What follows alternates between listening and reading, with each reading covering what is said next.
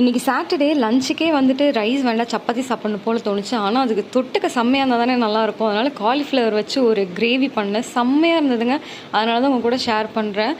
என்னால் வீடியோ கூட எடுக்கணுமா அப்படின்னு யோசிக்கிற அளவுக்கு அவ்வளோ டேஸ்ட்டாக இருந்துச்சு. ட்ரை பண்ணி பாருங்கள்.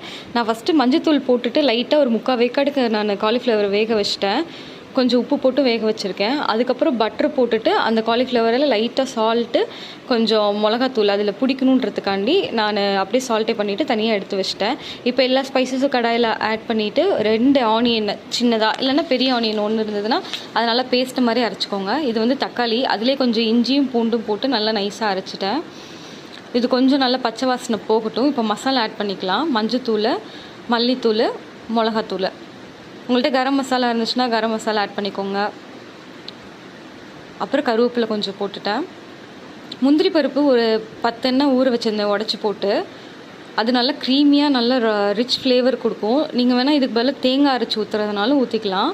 தேங்காய் அரைச்சி ஊற்றுனா கொஞ்சம் குருமா மாதிரி ஆகிடும். இதுனா கொஞ்சம் நம்ம அந்த ரெஸ்டாரண்ட் ஸ்டைல் கிரேவி மாதிரி இருக்கும். அதுக்காக இப்போ அந்த காலிஃப்ளவரே நம்ம போட்டுடலாம்.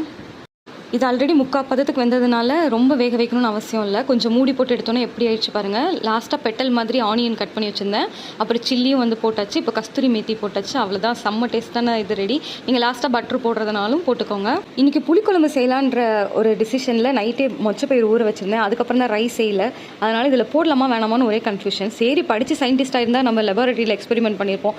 நம்மளுக்கு கிடைச்சது கிச்சன் தான். நம்ம கிச்சனே லெபார்ட்டரியாக நினச்சிட்டு எக்ஸ்பெரிமெண்ட் பண்ண வேண்டியதுதான். நம்மளுக்கு சாப்பிட்றதுக்கு தான் நிறைய லேப் ராட்ஸும் இருக்காங்களே. ஆனால் சும்மா சொல்லக்கூடாது, செம்ம டேஸ்ட்டாக இருந்துச்சு. நீங்களும் ட்ரை பண்ணி பாருங்கள்.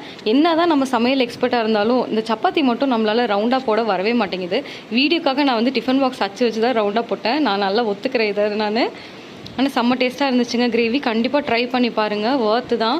இத்தனை நாள் இது தெரியாமல் போச்சேன்ற மாதிரி நல்லா ஃபீல் பண்ணேன். பயங்கரமாக டேஸ்ட்டாக இருந்துச்சு. நீங்கள் ட்ரை பண்ணி பார்த்துட்டு கமெண்ட்டில் சொல்லுங்கள். பாய் பாய் டூடல்ஸ்.